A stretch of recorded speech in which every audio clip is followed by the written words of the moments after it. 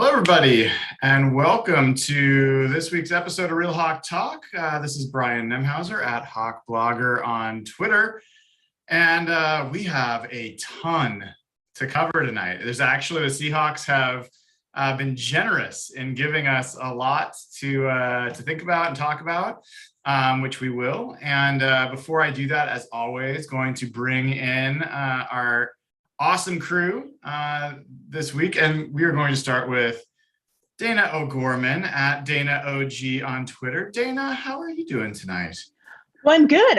Today was an interesting football day, not just Seahawks wise, but kind of all the way around, and it's exciting knowing that starting in just a couple of days we'll see some preseason games. So I got football excited today. You know what I mean? Like, to get that, like, it's like, it's like, oh, it's not just talk and we actually get to see players on the field. I don't count the Hall of Fame game. It's just so boring. But I think that, I don't know, this week I finally kind of got a little jazzed. So hold up. What time do we play this weekend? Or do we play this weekend? 6 p.m. Saturday, Pacific time. 6 p.m. Saturday, Pacific time. 8 for me. Yeah. Mm-hmm. In Vegas. Is that going to work for your schedule, Evan? You know who I'm watching the game with this weekend? Who? It is a famous Twitter person in Seahawks circles. I'm spending the weekend with Sam Hawkbadger this weekend. No way. I saw you guys talking. I'm dead serious. I'm flying up to his place. I don't know if he feels comfortable telling me or saying publicly where he's from, but I may or may not have bought like Tom Brady Patriots magnets to like slowly hide around his house and, let him find them sporadically. But yeah, I'm excited about it. I think the idea of the two of you all weekend just talking about Russell Wilson, I can only imagine the things that are coming to my head are not probably safe for a podcast, but yeah, I can imagine you guys really enjoying that topic all weekend. Yeah, I completely forgot that they were going to play Saturday. I don't know why. I completely spaced this week on it. Our very own Josh Cashman says that you guys can't hate Pete together. I'm not sure why. I think that seems like that would be one of the maybe can hate Pete together. Probably, right? Yeah, that makes more sense. That was at Evan HB. What the hell are you now? I never remember. You keep friggin' changing. Evan on HB? Evan in HB? You can find me at George Kittle, second best tight end in the NFC West on Twitter. That's where I tweet the most from. He's up a notch or two. He's usually like the fourth best by your ranking. Oh man, I can't wait for this season. I'm already, you know what? I thank you for the introduction, but like I'm starting to already get irritated with the 49ers. Just like a week or two in. I'm already getting annoyed. So yeah, it's Evan Hill HB if you want to follow me. So Evan Hill HB, that's a lot. At Evan Hill HB. And the guy who's like, basically in and out. He cannot decide whether he wants to be part of this podcast or not. The famous internet of Canada is here. At Real Jeff Simmons on Twitter. Jeff, what's going on? Are you going to stick around or are you not sure yet? So Zoom just did 2 updates on me and kicked me out twice. This wasn't internet related. It kept saying update and I'd click OK and it would kick me out. I had to just keep restarting. So this isn't my fault. I'm so glad that you are fully updated and ready to Zoom with us and drink with us. Brian, I have a real quick question for you. Yeah, please. Did you trim your beard? No. You did not trim your beard. Mm-mm. Every episode starts like this now, Dayna.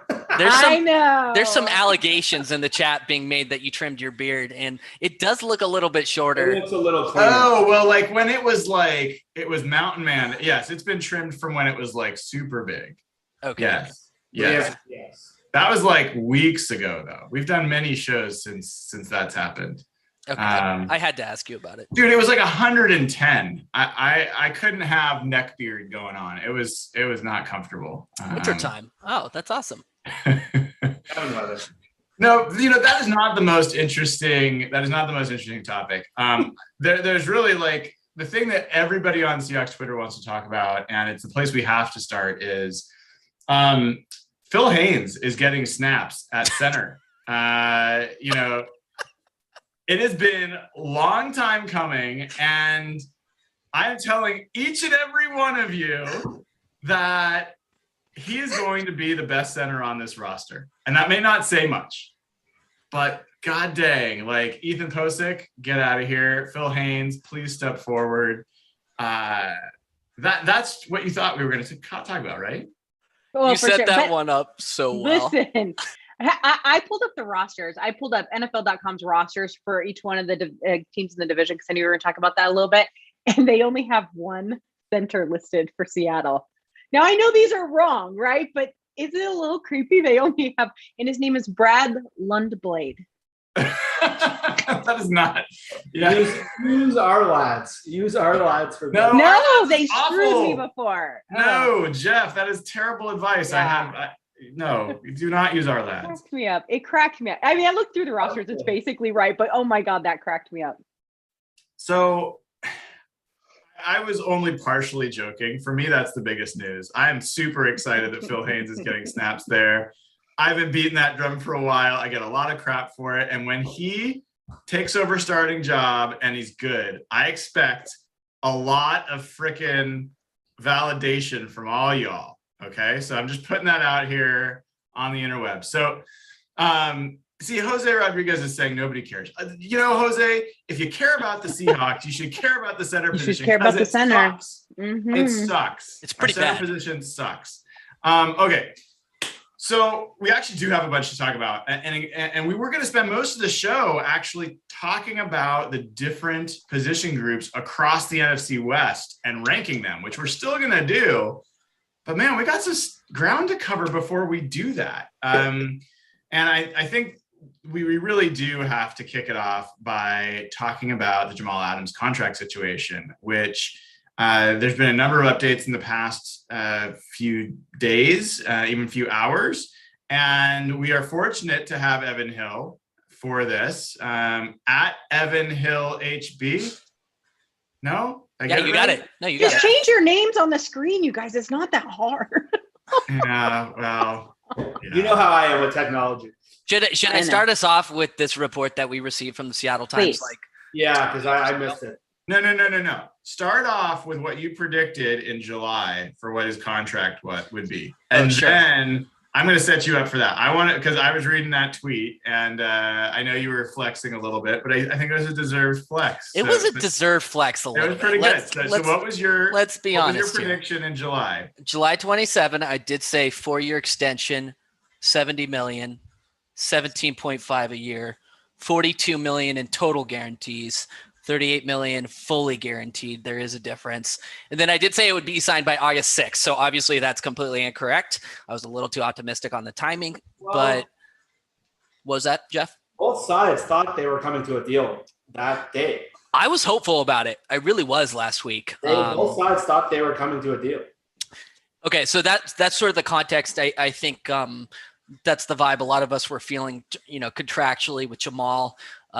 Adam Jude and Bob Condata from the Seattle Times both just released a report literally an hour ago. It says, blah, blah, blah, remain locked in on a $70 million staring contest Wednesday, each holding firm on their final offer put forth late last week. Now, this is where it gets really interesting. After a bunch of back and forth negotiations on Friday, so this last Friday, Seahawks made what they labeled their final offer, $17.5 million per year over 4 years, so $70 million with roughly $38 million guaranteed. Wow. So I said it would be $38 million fully guaranteed. I don't know if that $38 million reported number in the Seattle Times is total guarantees or full guarantees. My hunch is it's probably total, so I could be slightly off there.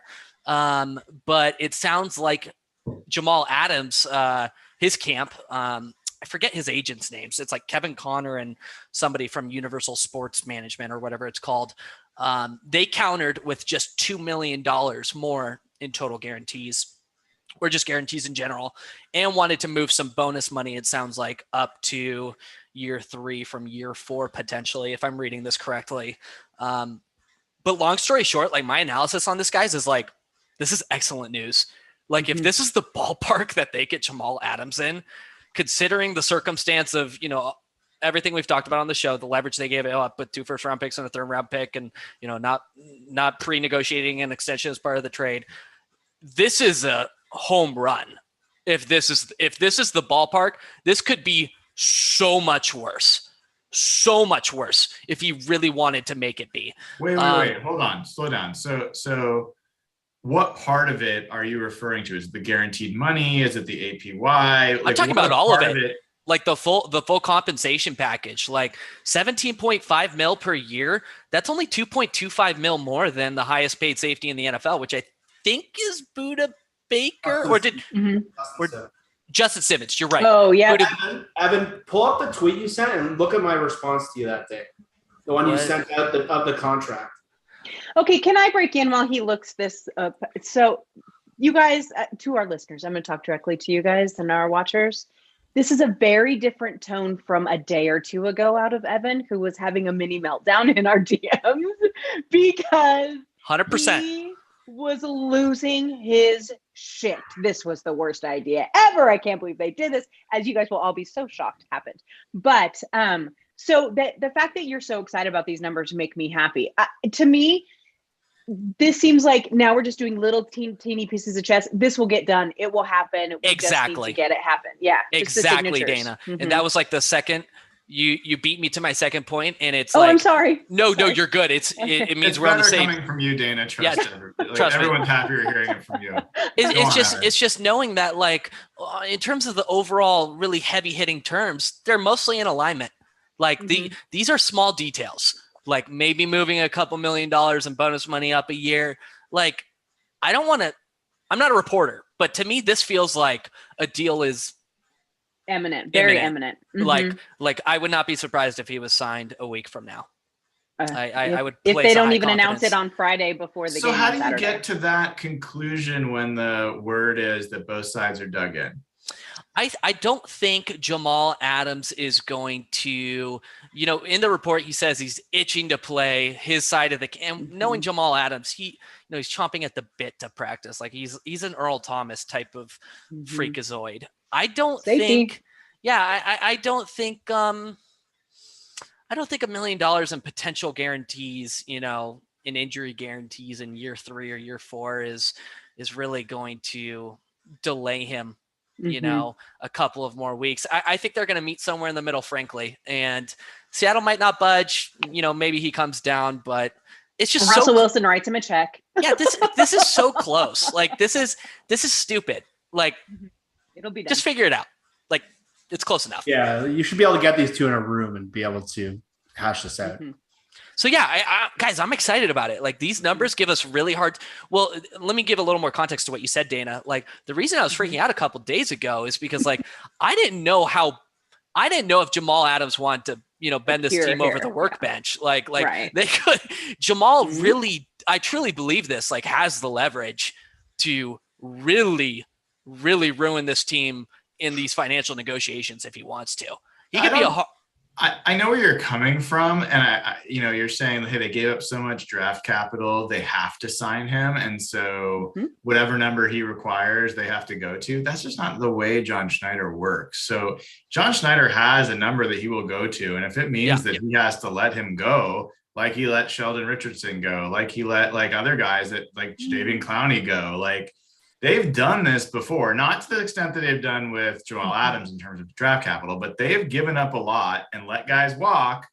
But this is an unprecedented amount of capital that they traded up. Right? I understand. And he's an all-pro player who's so young. Yeah. But they're not going to give him $23 million a year or something. No, they're just not going to do that. No, but what I'm saying, Brian, though, is even the difference between 17.5 and 2021 is. This is massive. Like this is a big deal. This is considering the circumstances, in my opinion, from the team side, this is a very favorable general structure. Yeah. And it's interesting. I was alluding to this earlier, and I said the day Evan tweeted that out, I either texted him or tweeted him. And I said people I was talking to around the league thought he'd end up at 17.5. And a lot of people didn't believe that because of what Evan was alluding to earlier. He had leverage that if he really wanted to, like Jalen Ramsey used the same kind of leverage. Laramie Tunsil used the same kind of leverage where they shot up past. But the one thing I kept hearing is a comparison to Travis Kelce to certain receivers, that it always comes down to positional value. And Travis Kelce, I think he signed last year, makes less money, I believe, than Amari Cooper, who, if you put those two guys in a room, it's pretty clear who's a better player. They both signed last year. So positional value was always going to be part of this. And that's where it's interesting to see that that's the number they're at, is the exact number we talked about, 17.5. So I just want to throw one last point on this. Over the Cap Jason Fitzgerald from Over the Cap wrote a really good piece on this where he analyzed all of the recent trades in the league where basically a team traded a ton for a player and didn't include a pre-negotiated extension, and evaluated by what percentage that trading team beat the positional market by. Okay. And it was like everything ranging from 15% to 35%. CJ Mosley was one of them. So giving that range, the low end would be like 16.5 mil for setting the market for Jamal Adams, and the high end would be $21 million a year. So if Jamal Adams comes in at 17.5, that leans Seattle's favor in terms of, do you get what I'm saying? Like the position, like the market benchmarks for beating the positional top of the market without having a pre-negotiated extension. This would be a win for the Seahawks without a doubt.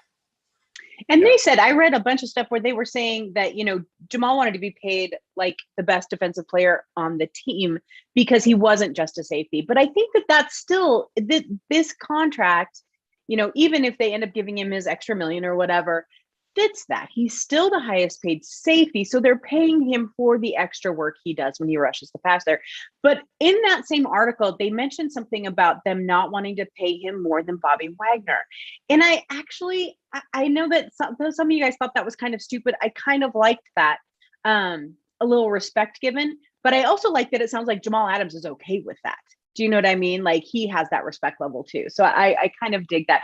I think Jamal Adams wants to be in Seattle. I think he found a team that he likes and that he clicks with and that they use him the way he wants to be used. And so he's going to work just as hard as Seattle is to stay there.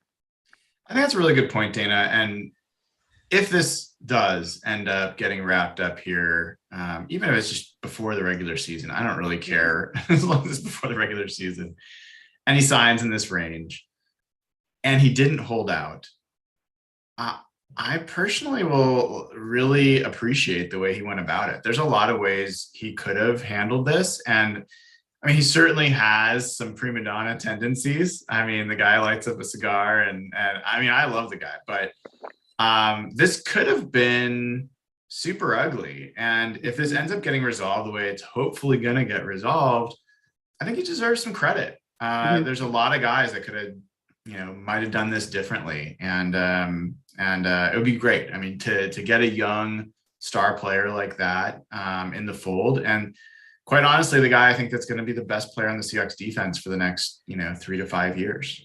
So I think it's a pretty big deal. And you know what? This might not be his last extension with the Seahawks. He will be 28 by the time, a 4-year extension is complete. Baby. So he's a young dude. Like he'll be getting his second free agent contract, before Dwayne Eskridge gets his first. Yeah. Literally. So I think that, that's sufficient on Jamal for now. I mean, it's obviously a big topic and something we're going to see get resolved here soon, we hope. There's like other couple of things that are related, some things that might come down after the Jamal stuff gets resolved. And obviously there's the Dwayne Brown situation, but there's also the reports that have been coming out that Russell Wilson is willing to restructure his contract in order to make some of this stuff happen. And we've talked about Russell restructuring contract all the way through free agency and creating cap space as needed. One of the things I found interesting, and Evan, I don't know how much you know about this, but and someone's asking if I'm wearing a Bronco shirt. No, I'm not. I think I know exactly where you're going with this. Mm-hmm. I think this was a report from Bob at Seattle at the Seattle Times, and he talked about that there's a benefit to Russell to actually having the deal restructured because it would cause his cap number and salary number for the next 2 years to jump. And so all of a sudden his base salary is in the 40s, and then his negotiating starting point for his extension or for his next contract would be 50 million a year. And it might be that anyway, so maybe it's immaterial, but I'm kind of curious, and sorry to start with Evan, but this is his wheelhouse. You know, is that real? Is that something from your perspective, Evan, that is at play, that Mark Rodgers might be trying to pre-negotiate by getting absolutely the threat? You know, the franchise tag is always kind of like a barometer for you know, cash flow consideration comparison perspectives, like how much would I make as a player, you know, on the tag for 2-3 straight years versus if I signed an extension with whatever team I'm with. He's 100% correct. So if they did, you know, restructure Russell Wilson's base salary this year, dropping his cap hit this year, and tacking it on as signing bonus on the remaining years of his deal, which is, I believe, just 22 and 2023, the threat of a franchise tag on Russell Wilson looks very not possible, because the franchise tag, the way it's calculated, is 120% of the previous year's, the player's previous year's cap hit, or the average of the top 5 salaries of that player's position. But for Russell Wilson's case, it would be 120% of his previous year's cap hit. We're talking about like $49.6 million for a 1-year franchise tag, all up front, all in base salary, all in 1 year. So there's no flexibility to like prorate that type. So basically, if the Seahawks were to do that, the extension talks for Russell Wilson in 2023 start at $50 million a year. That's where they start. That's not where they end. Isn't that where they're going to start anyway, especially after the Josh Allen extension? So that's kind of, basically. Yes. So it's kind of like, does it matter a whole ton? Probably not, but it's something to keep in mind. Yeah. Mark Rodgers never sleeps. Now, the one thing I will say, I don't want to go back to the whole trade Russell Wilson stuff, but if they do restructure his contract, it makes it very difficult to move on from him, even more difficult to move on from him next year or the following year. Don't think it's going to happen, but I think it's important to say. So, well, it's interesting. I mean, if that's the case, then there's a lot of folks that thought that this might be Russell's last year in Seattle based off what happened in this offseason. And if his camp is taking steps that could lead to make it very difficult, if not impossible, for the Seahawks to move him, that runs counter to that narrative. So you can't have both. You can't have that he's trying to push to get the maximum, next extension with Seattle and make it hard for him to be dealt the next couple of years and think that he's wanting to get traded next year. So, there's still potentially like, hey, they're thinking about maybe this is his last deal with Seattle. That could still be true. But I think it's going to be, I hope that they don't have to restructure Russell. And I think that the Seahawks are trying not to. But obviously the Dwayne Brown situation is the next part of this, right? So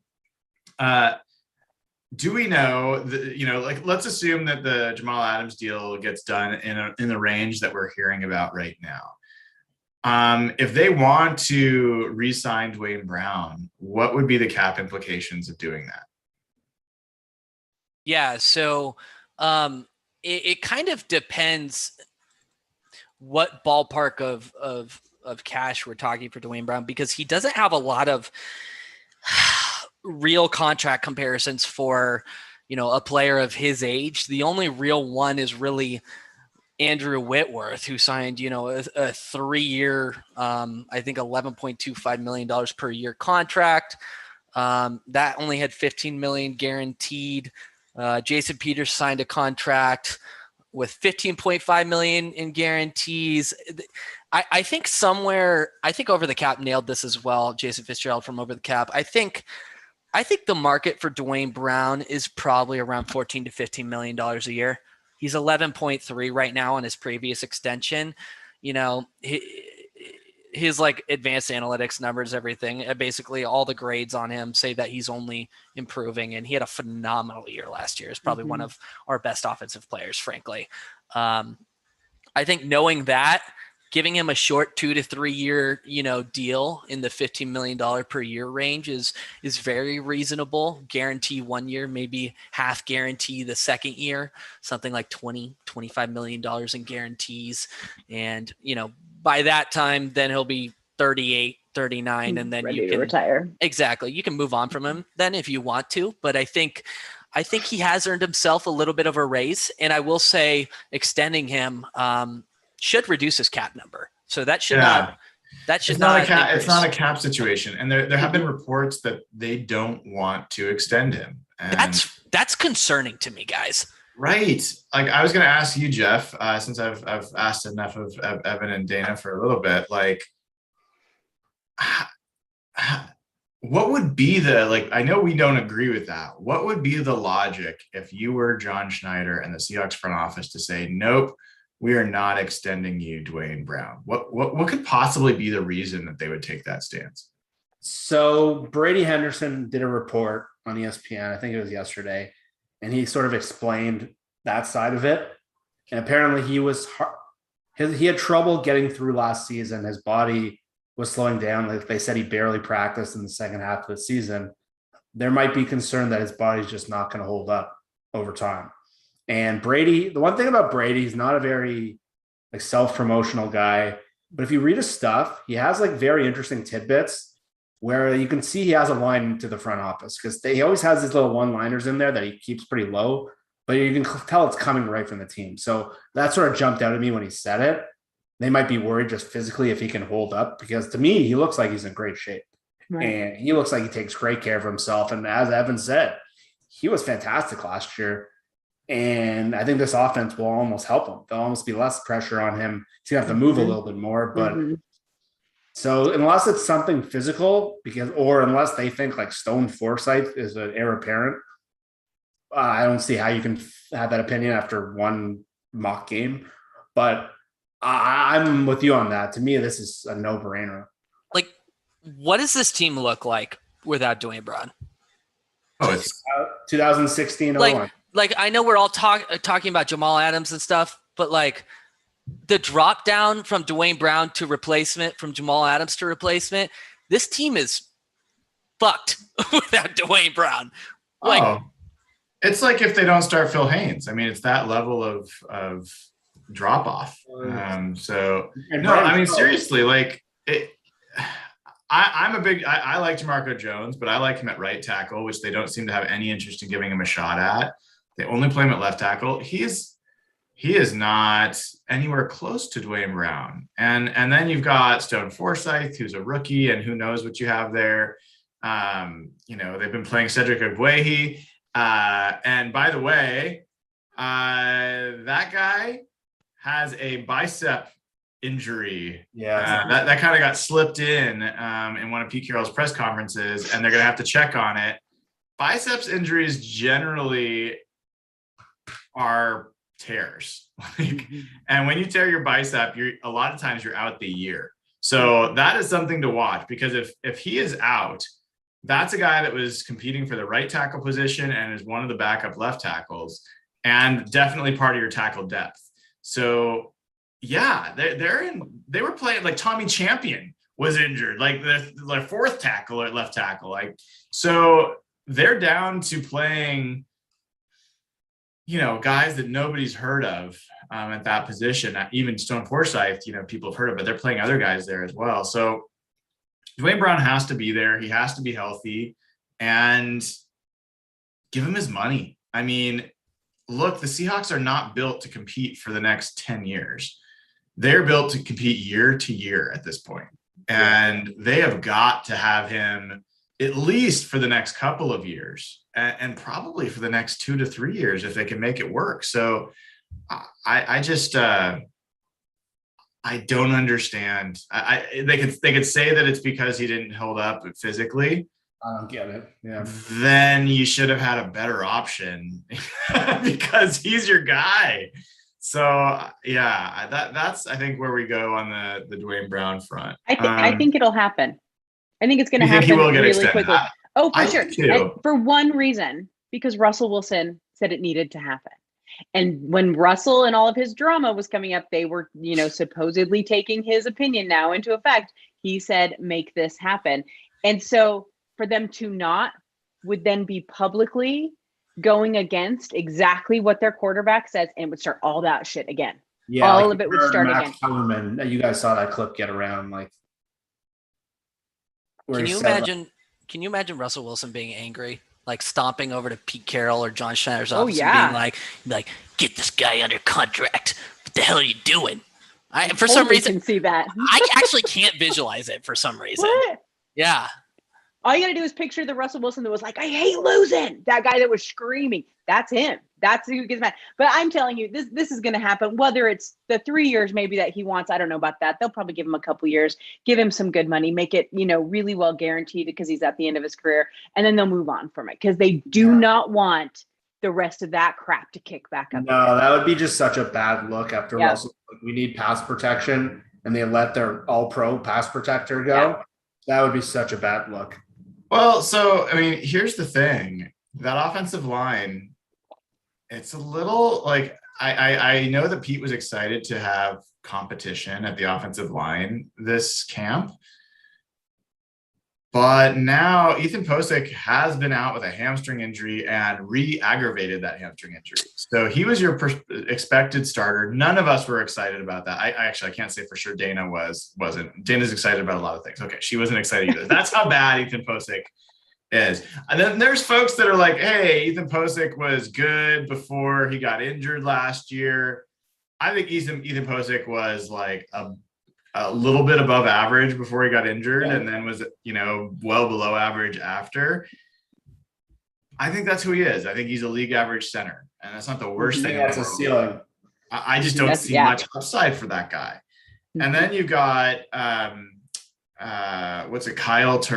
Terrell? Kyle Fuller. Kyle Fuller. You're talking about just the center options. And that guy played some time, and at least he's a little bit more physical than Posick. But, so basically you've got him. And jokes aside, I actually do believe in Phil Haynes. But the reason he's getting snaps is because they don't have other options now, and they're having to, dig a little deeper. So that's the center of your line. Your left tackle's not there, and you've got a ton of injuries. We haven't heard anything about Gabe Jackson or Damian Lewis. So I think they're doing okay. I think the guards are going to be damn good. I think Lewis is going to take a big jump this year. I think I heard good things about Jackson too. I think that's going to be a real strength for this team. And we haven't heard much about Brandon Shell. So I think he's been taking his snaps and doing what he needs to do. But guys, if 2/5 of your offensive line end up missing time, that is a big deal. That's a big deal. So I think that's definitely something to watch, and hopefully things trend in the right way. Don't play Posick another snap till the fourth game of the preseason at most. Just sit him and let that hamstring heal, for God's sakes. That Creed Humphrey stuff is it's going to linger all year. It's going to linger about it. Okay. Right. But won't that'll get you guys exactly what you want. You want him out. You have these other options. There, boom, kills me. He's going to start for the Chiefs, and he's going to be good. Well, Ray Roberts was all over me on draft day for being angry about them. And he's like, who'd you want in the draft? Who'd you want in the draft? And I was like, look, I'm not going to have an offensive line debate with NFL first-round pick offensive lineman. He's got me. Fine. But let's see. I hope I'm wrong. I always will say that. I hope I'm wrong that Dwayne Eskridge is amazing, and Creed Humphrey and the other centers that were available end up being terrible, and Ethan Posick ends up being great. I hope all of that happens. I'm not betting on it. I think we are going to regret that draft pick for a decade. I think that's how bad we're going to regret that draft. Joey Hunt is a free agent. That hair. Dayna's hair is good. Joey Hunt's hair. I'm sorry, Dayna. It's fair. It's fair. It's amazing. All right. So I think that's like, contract stuff, which honestly, I don't even love talking about contract stuff, but people want to hear about it. So we got to cover it. Let's talk about some of the players. One that I was interested in, at least it caught my attention, and I want to hear from all of you if there's others that caught your attention.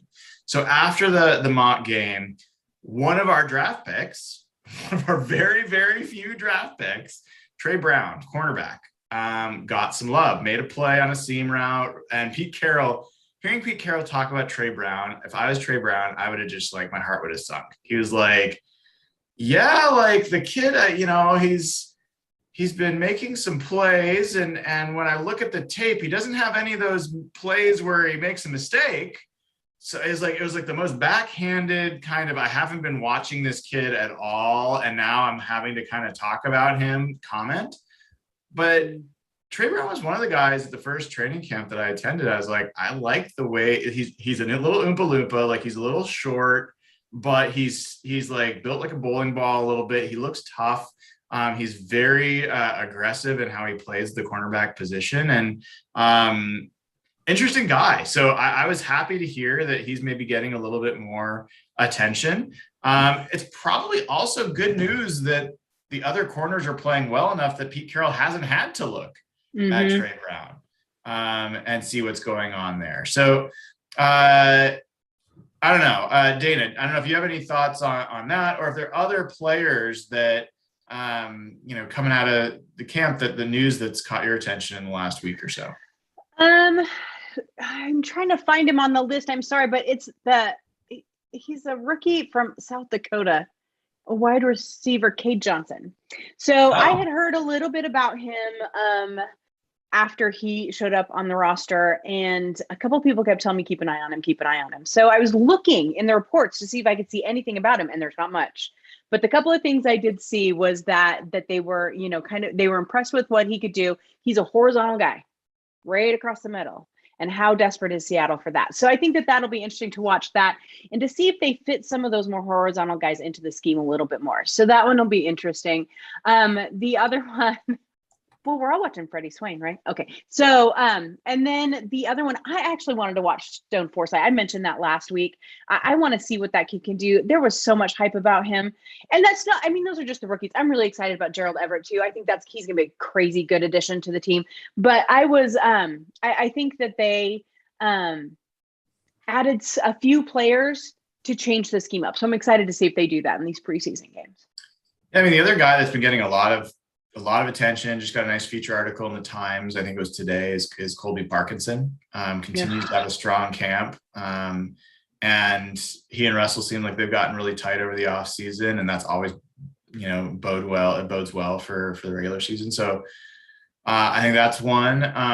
The other news that came out that I think was today, right? That I think is worth talking about is Aldon Smith. So this, interestingly, this was a guy that not only were we all hoping that they would sign, we talked about him a lot. We talked about him being one of the better, free agent signings last offseason. The Cowboys deserve some credit for getting him for nothing and getting production out of him. But Ken Norton Jr., who is one of the worst interviews of all coaches in the NFL, probably. I listened to his press conferences. I did. And he went off about Aldon Smith. He went off about the fact that he had seen him when he was with the Raiders briefly, and vouched for Aldon Smith with the Seahawks, and that Aldon Smith still thinks he's one of the best in the NFL. And Ken Norton Jr.'s comment, this was literally a week ago, was, and I'm not here to argue with him. He may still be that guy. He's getting into shape. He's doing things that other guys can't do. And I was like, all right, this is looking potentially good. And then today we hear he's been waived by the team. So Jeff, why don't we start with you on this one? What was your reaction to the news, and what are you hearing about it? Oh, I was caught off guard for sure, because if the team was preparing for Mick, my initial reaction was, okay, I must be with that upcoming legal or court date. But if they were planning on that, he was running first team pass rush stuff. Mm-hmm. And this was in the mock game. So the mock game was Sunday, right? So 2 days ago or 3 days ago, he's running first team 3 technique. He's running like all over the first team pass rush. And if you have a guy you don't know if he's going to make your team, you're not wasting first team snaps on him, especially a guy who wasn't there last year. So something must have happened off the field. And just from talking and reading to people, it's not have to do with his other court case. It's something that it's like a personality fit or a team fit. There was just a miscommunication between what I read online was that they lost trust in him. So it had to be something, either his behavior in the facility or how he was taking in new information. But that was the term, lost trust in him. So it had nothing to do with that other legal issues. So I was totally caught off guard because he was someone I was really, I think I mentioned him in the last show, someone I was really looking forward to seeing pair with Dunlap. So 2 days ago, he's running first team pass rush snaps, and 2 days later he's cut. So I'm pretty stunned by it still. Evan, how about you? Brian, I can't respond after reading your chat message. Brian, God. Evan and I play in the chat as well. So we I can't just have one conversation. As much as you guys like fill my heart, I have to have multiple conversations at once. And this was probably, something I shouldn't have typed, but all the Colby Parkinson's talk, I was just like, is someone going to say that they have Parkinson's syndrome? Because that would be awful.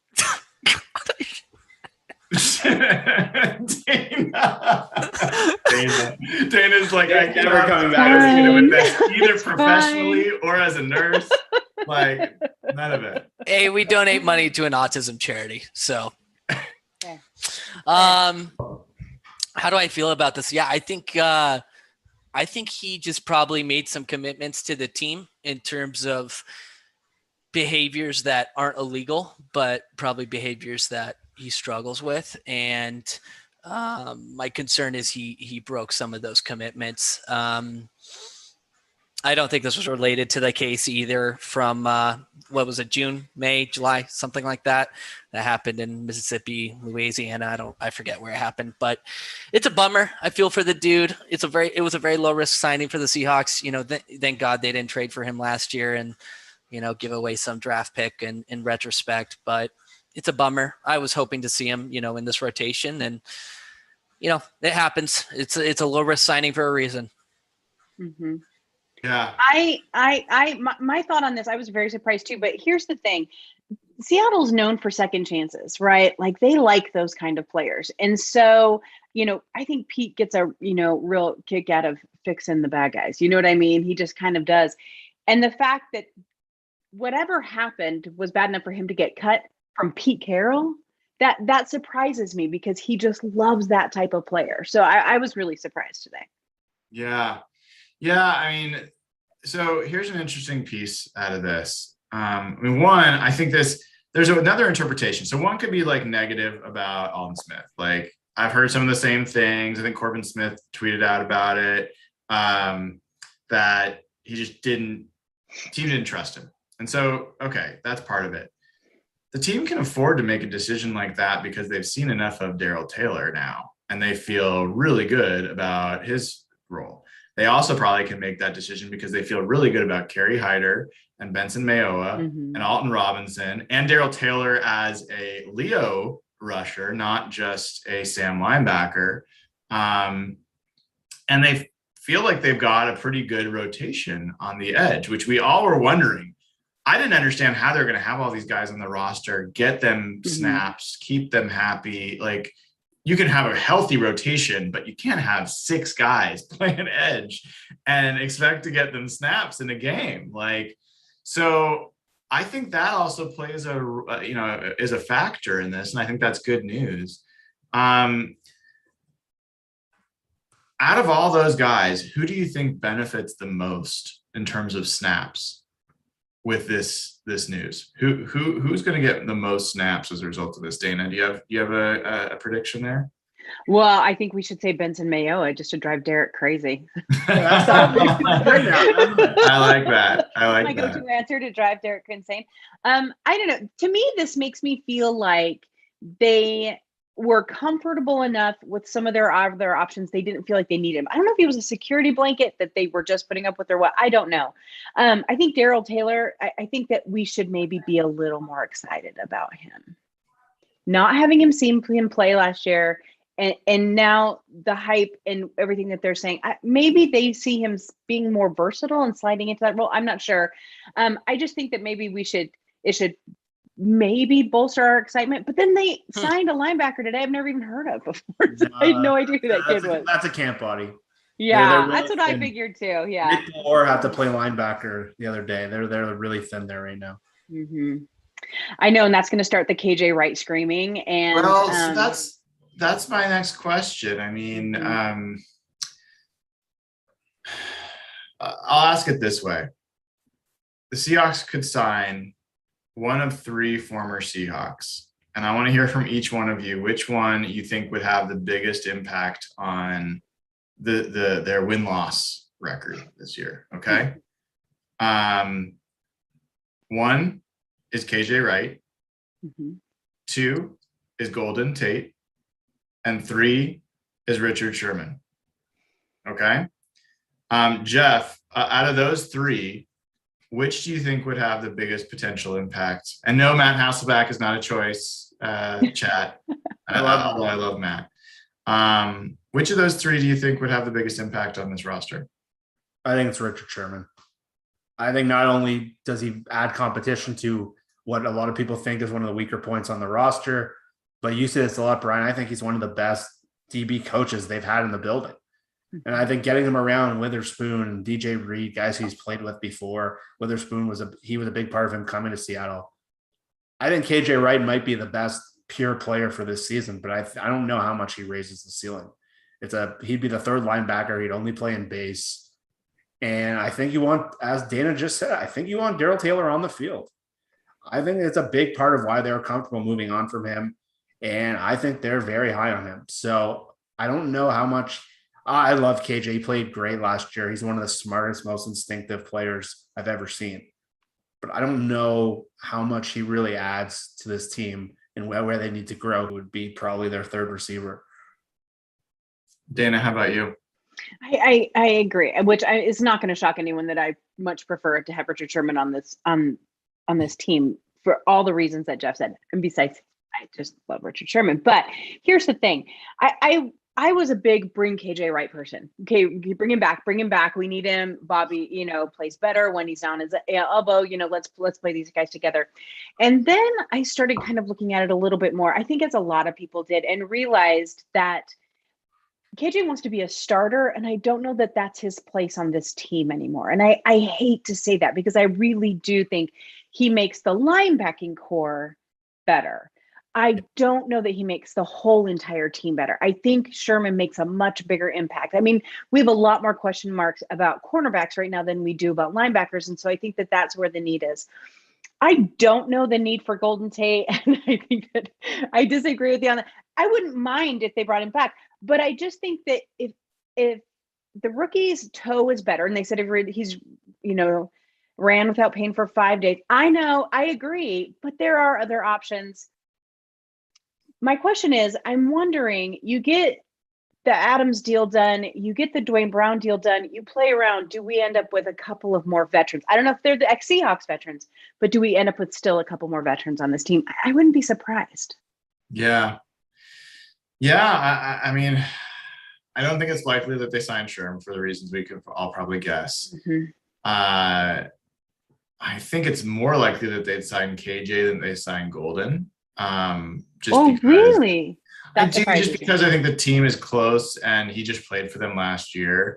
Yeah,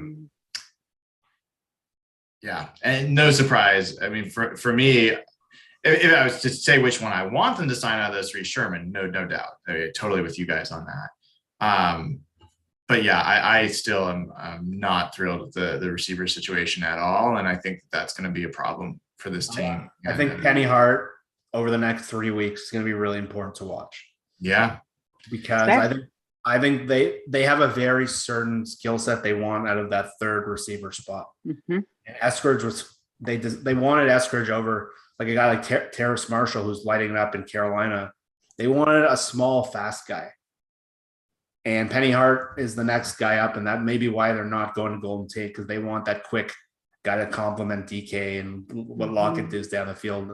And they're moving up tempo. They want that speed element, and he's the next guy up. So I think the next 3 weeks, I don't know how many starters are going to play, but I think it's going to be really important to see if he can play.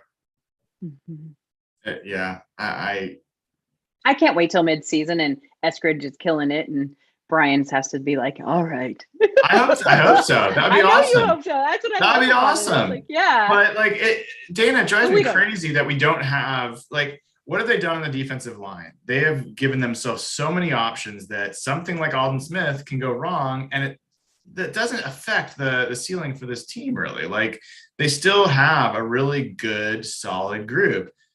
Eskridge is down, and we're talking about Freddie Swain and Penny Hart, and this is absolutely hometown team, favorite team bullshit.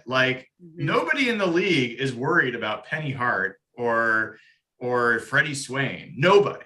And to be honest, nobody in the league is worried about Dwayne Eskridge either. And so you've got bet on top of bet on top of bet, and none of them are proven. And to me, it makes all the sense in the world to have something that's a known quantity. And the idea that a guy like Golden Tate, yes, he's older, but he is durable. He is shifty and has always been a tackle breaker. So to have him come in, he's been a great punt returner in his time. Having him come around the edge on end arounds is fine. Yes, he's not as fast as some of these guys for sure, but he was a former running back. You can't tell me that he wouldn't be good in that role. And anyway, and he wants to come back. It's badly. Crazy. It's crazy to me, why you wouldn't bring him in, at least take a look and see how it goes. If this ends up going the way I think it's going to go, you guys are going to hear about this from me every friggin' week, because it's ridiculous. It is the simplest thing to solve. And at least all I'm saying is create a floor for the position, create a floor. And right now the floor is way too low. That's basically my concern.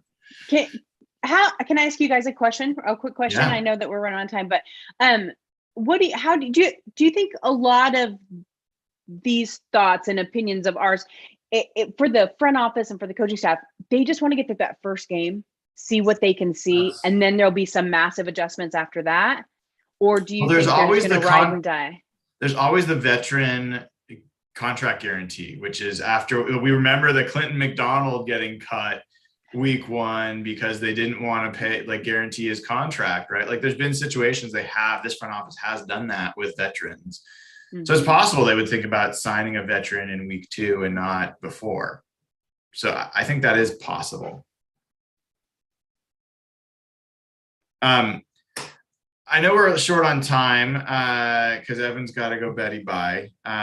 So can we talk about some patron questions? I really want to get into ranking some of the NFC West position groups, but I don't know if we're gonna have time tonight. So Evan, if you could pull up the patron questions, and this is a great time to remind folks, we just a couple weeks ago made our annual donation, $40,000 to Ben's fund.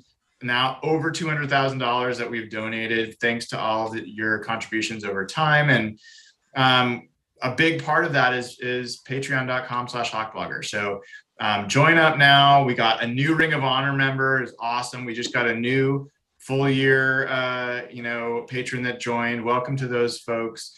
And there's still spots available. So as soon as you join, you get access to our Slack channel, which is always buzzing. And in fact, has even added a Mariners channel because we need to commiserate with each other about how friggin' frustrating that team is. Evan is in that channel all the time, 24/7 talking Mariners. So, I don't even see the channel. Did you not even give me permissions on it? I wasn't invited either. You have to join it. You have to join it. I'm not going to invite the whole crew. Oh, you're right. It's Mariners talk. Oh, wow. See? Oh my God. Royals fan. All right. I've got some questions. Brian, I'm going to give you this one. Okay. What are some fair expectations for the tight end group? And more particularly, whatever his first name is, Parkinson. I'm blanking on his first name. Colby. Yeah, it's a really hard question, actually. And when we do our prediction show later, I think we're going to have some things. It's going to be hard this year to make some calls because, in particular, I don't think we know how Shane Waldron's going to use that tight end group. So you can base it off of what the targets and catches and things like that have been in previous years under Pete Carroll. But I think this might be different. I think this is a different group, and I think that they're going to get more action. I think Gerald Everett may end up being the third most targeted player in the receiving of the receiving options. Like, that's possible. I'm not counting running backs who obviously get a bunch of targets, but like of tight ends and receivers, I think he might be the third most targeted. I think Will Dissly is the sleeper. I think everyone is sleeping on this guy because he's had so many injuries. And last year he came back and he just wasn't the same impactful player. So I think people have just written him off. I think Will Dissly is going to be the guy we saw again, who's like, how is that guy open all the time? And how is he catching 2 touchdowns a week? And why do people keep talking about George Kittle? Because Will Dissly is the best tight end in the NFC West. So I think Will Dissly has like serious upside compared to what people are expecting. And then Parkinson, he may be the best receiving player of the bunch. Like, I think that's legitimately possible. It doesn't mean he's going to get the most targets or the most receptions, but think about Jacob Hollister last year and how much of an impact he's had at various times over the past couple of years. Colby Parkinson is taller, faster, better. And I think you put him in that third tight end position. I think this is a guy that will be someone who's pressing for starting snaps really soon. And I think that's great news for Seahawks fans. I think Colby Parkinson is going to be an impact player this season. I think that's a big thing to say for a third tight end. So I've got a really good question that I'm going to ask you all to go on the record early on, and we'll just go round robin real quick on this. Who is your surprise cut once the 53-man roster is set? So who is the biggest surprise cut? Yeah, you get my point. Jeff, I'm going to start with you. Let me think for a second. Can I pose a question on this? Because I've been thinking about it all of this show. I can't believe I'm about to say this. I'm going to embarrass the shit out of myself. Is Rashad Penny's job safe? That was going to be mine. Is he a lock? Not if he can't stay healthy. I'm wondering if they'll trade him. But like, let's say he's not traded, Dayna. Okay, fair. Is he a lock for this roster? Yes. You think he is a lock, so. Brian? I do. I'm trying to look at the running backs. Unless he has some sort of catastrophic injury, but no, I think Alex Collins might have jumped him or could jump him. I like Alex Collins. It's not a comment against him. I loved what I saw of Rashad Penny in camp. I think he's in great shape, and I think he's going to be an impact. I think he actually might be better suited to this offense than Chris Carson. It doesn't mean he's better than Chris Carson, but there's a lot of toss plays, and if you remember what Rashad Penny breaks, it is outside zone runs. So I just think it would be foolish to sell on him right now. But I think it's a fair question. I don't think that's where they're going to go. Yeah. I mean, look at who's there for running back. You have some guy named Cameron Scarlett, Rashad Penny, Josh Johnson, Travis Homer, DJ Dallas, Alex Collins, Chris Carson. I mean, it's Chris, Alex, unless you want to, do you trust Homer to be your third back? I don't. DJ Dallas to be your third back? I mean, think about it. We lose 3 a game, right? Like, that happens all the time. So it's like, I don't know. I think that he's there just because he's better than the rest. I think Carson Collins and Rashad Penny will be there. I think Jason Myers is a goner for sure. Yeah. Actually, one of the Patreon questions was, and I kid you not, from John, which week of the season will Nathan Ernst finally embrace Jason Myers as the best kicker in the NFL? John, the answer is never.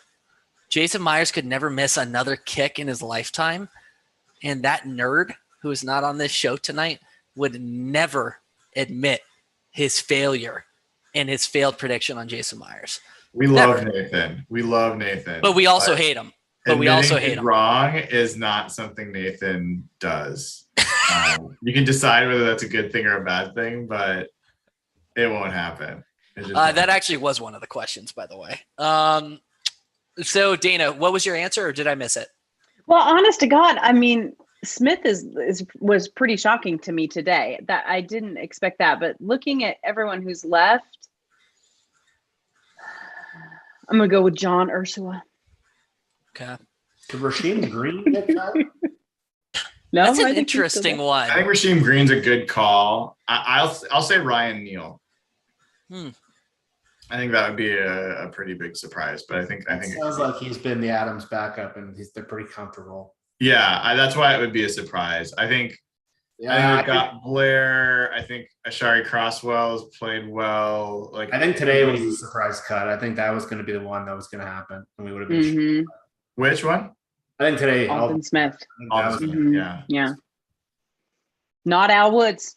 Got you, Al. They're loving up Al Woods. I love Al Woods. How can you not love Al Woods? I know that was my prediction a few weeks ago, but he's just been making me look silly. So I mean, he's the exact right like archetype of a veteran cut. But yeah, I don't think that's going to happen at this point. Yeah, I'm just looking at the rest of the team, and I really don't see anybody who. Mm-mm.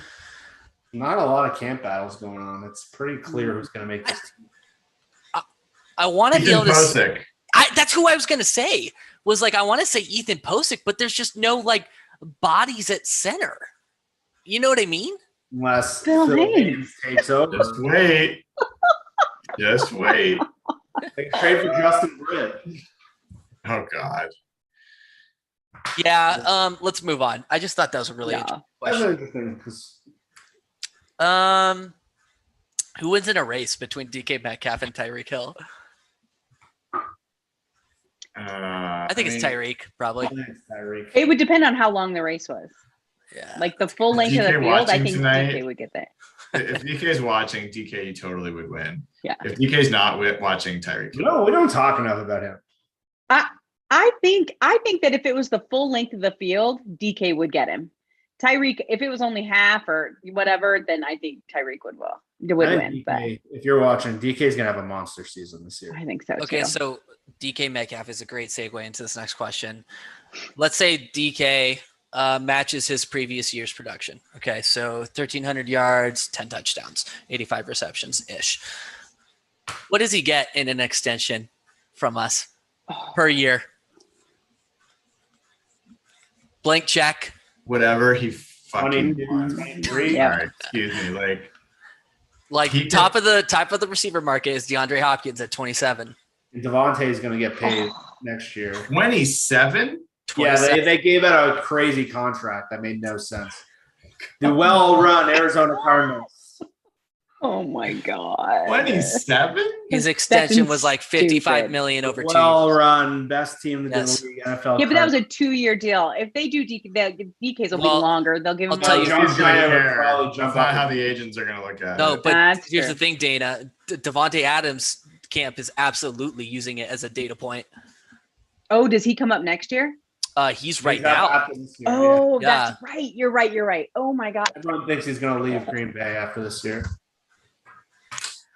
So what are we giving him? Diva offensive. I mean, players. is DK hitting? 25. I mean, that's what I thought. I was like 22 to 20, 23 I'd be fine with, but now like that sounds like there's no 26? way. No, there's He might like- get 30. The cap's going up quite a bit too. I mean, It's true. I'm dead serious. I would pay him whatever he needs to be paid. His ceiling is to be the best receiver that ever played. I'm not saying he could get that he's going to get there. I'm not saying that. I'm not saying he will be, but he legitimately has the talent. I'm saying we don't talk about him enough. He's I agree. The coolest players in the NFL. You He's gave fun. poor Evan a heart attack. No, I actually, yeah, I think like I could see him matching Hopkins' deal, like 26, 27. The Hopkins deal is a little bit of an outlier. I'd feel a lot more confident in my answer once I see Adams sign. I want to see what he signs for. We need a stabilizing data point per se. Well, I mean, one of the things you're always interested in what they get paid. I'm just interested in that they get play for our team. And I think one of the things that with DK that is really going to be interesting this year is there are more short intermediate patterns, and some of DK's best plays last year were crossing patterns where he just ran the F away from everybody. And he broke tackles. He is like, he's not quite Marshawn when it comes to breaking tackles, but he is as good of a tackle breaker at the wide receiver position as I've ever seen. So I think that we're going to see different sides of DK Metcalf this season than we have in the past. And if they are running shorter patterns, he might have 120 catches this year, and he might go 1,800 yards and 20 touchdowns. Like, those are all totally possible with him. Like, he's that good. So we'll see. I hope that he owns the Rams a little bit. Like, we need him to be the alpha in the division. And he wasn't always that against the Rams, and he needs to be. So that's my big hope for DK this year. How do you think the return specialist battle will play out this year? Who do you see returning punts and kicks this year, considering it's currently wide open? Jeff, what's your take on this? I thought DJ Reed looked very good returning last year. I think he was better on punts than kicks, but he's just a small, quick guy, and he really turned the field up really well. I thought he was really comfortable. If he's starting every damn corner, I don't know if they'll want to use him both. Am I hallucinating, or did we draft somebody who's like a punt returner or a kick returner? It's not Trey Brown, right? Eskridge was, and Brown was. Eskridge was, yeah. So, okay. Interesting. Trey Brown was the really good one, though, wasn't he? I think so. In college. Yeah, maybe he does kicks, and maybe you do DJ Reed on punts. Whatever, as long as Lockett isn't back there, honestly. Yeah, right. No more Earl Thomas. Yeah, you remember when they put like Richard Sherman back there, and it was Earl Thomas was the worst one ever. He was like, guys, what the fuck are you doing? Like, just put me back there at this point. The season opener. It was so bad. Any other questions? That's pretty much it, guys. Yeah, every week we do that. We got to get back into this habit of doing those Patreon questions, so I'll make sure to do it next week. Okay, since we teased it, we got to do one position ranking. Let's do it. Okay, and this is going to be somewhat easy. You don't have to do any research. We're going to do quarterback. NFC West quarterback, starting quarterback, 1 through 4. And we're going to assume that it is Matthew Stafford in LA, Kyler Fuller. Oh my God. I can't. Kyler Murray. Kyler Murray. My God, what's my problem? In Arizona. And we're going to go with Jimmy Garoppolo in San Francisco. Are we agreed that that's most likely the starter for the season? Yeah, I think for September. The Niners should take it extremely slow with Trey Lance. I think we should protect his body, his mind, his health. Let's do this. Let's slash that one. Garoppolo / Lance. Okay. Because let's assume he's going to get some snaps, okay? And then Russell. So 1 through 4. And Jeff, I'm starting with you on this one. I think Russell won by considerable margin. I have Matthew Stafford 2. I have Kyler 3, and I certainly have Jimmy Garoppolo 4th.